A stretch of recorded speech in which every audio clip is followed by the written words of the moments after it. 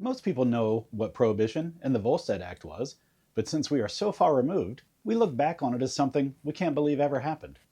On this Bourbon Brief, we'll talk about Prohibition from the angle of medicinal licenses. What you may not know is that the Prohibition movement was driven mostly as a religious movement, led mainly by Protestant Christians. At the passing of the 18th Amendment to the United States Constitution on January 16, 1919, Prohibition made it illegal to produce, import, transport, and sell alcoholic beverages. Private ownership and consumption of alcohol was not made illegal under federal law, but some states and localities outlawed possession outright.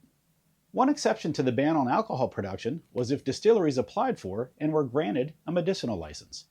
The overwhelming majority of doctors from that era believed that whiskey was a useful tonic, and it was often recommended to their patients. Even still, the federal government had only planned to allow for 10 medicinal licenses, but only 6 entities successfully applied and received them.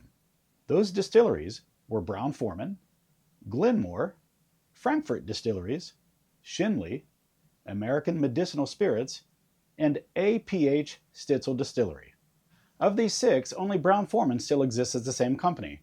Glenmore, Schenley, and A.P.H. Stitzel are all now part of Diageo, while Frankfurt Distilleries became what is currently Four Roses, and AMS became National Distillers, which is now part of Beam.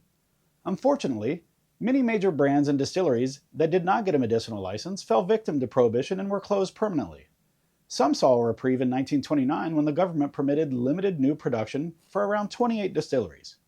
So next time you sit down with a glass of whiskey, thank those people who fought to successfully repeal Prohibition, making alcohol legal again in the United States.